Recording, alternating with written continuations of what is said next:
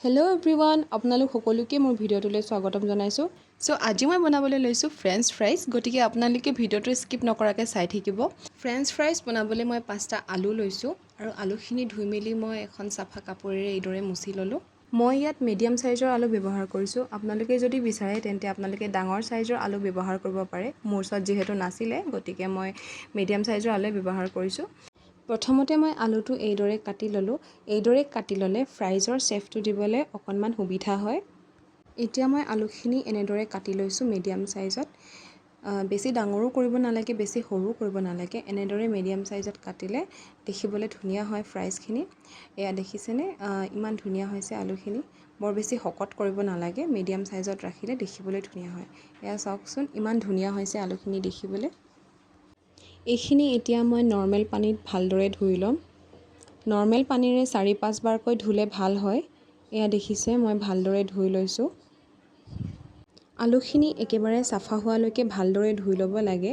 মই আকৌ অলপ পানী লৈ এইখিনি ভালদৰে 4-5 বাৰমান একেৰাহে ধুই ল'লোঁ। আৰু এইখিনি ধুই লৈ আলুখিনি মই ফ্ৰিজৰ পানীৰে 5 মিনিটমান তিয়াই ৰাখিম। আপোনালোকৰ ওচৰত যদি বৰফ আছে তেন্তে আপোনালোকে ফ্ৰিজৰ পানীৰ সৈতে বৰফ টুকুৰাও ব্যৱহাৰ কৰিব পাৰে।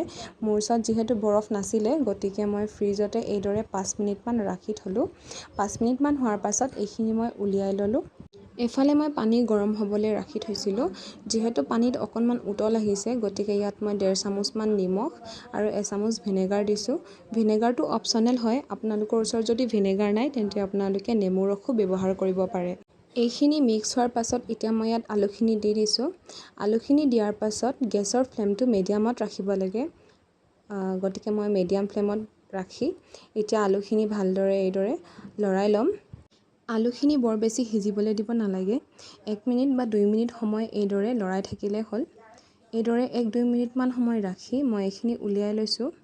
উলিয়াই লৈ আলুখিনি এতিয়া মই ঠাণ্ডা হ'বলৈ ৰাখি থ'ম। তাৰ বাবে মই এখন কাপোৰ লৈছোঁ আৰু সেই কাপোৰখনত এইদৰে আলুখিনি এইদৰে ৰাখি দিছোঁ, যাতে আলুত থকা পানীখিনি সোনকালে শুকাই যায়। এইদৰে আলুখিনি কাপোৰ এখনৰ ওপৰত থৈ ফেনৰ আগত ৰাখি দিছোঁ, যাতে আলুৰ পানীখিনি সোনকালে নাইকিয়া হৈ যায়। আৰু এয়া দেখিছে, আলুত থকা পানী নাইকিয়া হৈ গৈছে। মই আকৌ এবাৰ কাপোৰখনেৰে এইদৰে আলুখিনিৰ ওপৰত মুচি লৈছোঁ। এইফালে তেল গৰম হৈ গৈছে। তেল গৰম হোৱাৰ পাছত ইয়াত মই আলুখিনি দি দিছোঁ। ফাৰ্ষ্ট ষ্টেপত আলুখিনি দিয়াৰ পাছত গেছৰ ফ্লেমটো মিডিয়ামত ৰাখিব লাগে। এইদৰে গেছৰ ফ্লেমটো মিডিয়ামত ৰাখি আলুখিনি 2 মিনিটমান সময় ভাজি ল'ব লাগে। এইদৰে ভাজি লৈ মেলি আলুখিনি মই এইদৰে উলিয়াই লৈছোঁ। এইদৰে উলিয়াই এই আলুখিনি মই আকৌ এবাৰ ঠাণ্ডা হ'বলৈ ৰাখি দিলোঁ।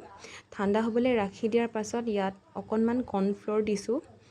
কৰ্ণফ্ল'ৰখিনি দি এইখিনি ভালদৰে মিক্স কৰি লৈছোঁ। আলুখিনি একেবাৰে ঠাণ্ডা হোৱাৰ পাছতহে কৰ্ণফ্ল'ৰটো দিব লাগে। কৰ্ণফ্ল'ৰখিনি দিয়াৰ পাছত এইদৰে ভালদৰে মিক্স কৰি আকৌ এবাৰ মই আলুখিনি ভাজি লৈছোঁ। এইদৰে আলুখিনি ছেকেণ্ড ষ্টেপত হাই ফ্লেমত ভাজিব লাগে। এইখিনি ৰঙচুৱা নোহোৱালৈকে ভালদৰে ভাজি থাকিব লাগে, যেতিয়ালৈকে আলুখিনিৰ এটা ধুনীয়া কালাৰ নাহে। এয়া দেখিছে, আলুখিনিৰ এটা ধুনীয়া কালাৰ আহি গৈছে। এয়া চাওকচোন, ইমান যে ধুনীয়া হৈছে। এয়া মই আলুখিনি উলিয়াই লৈছোঁ।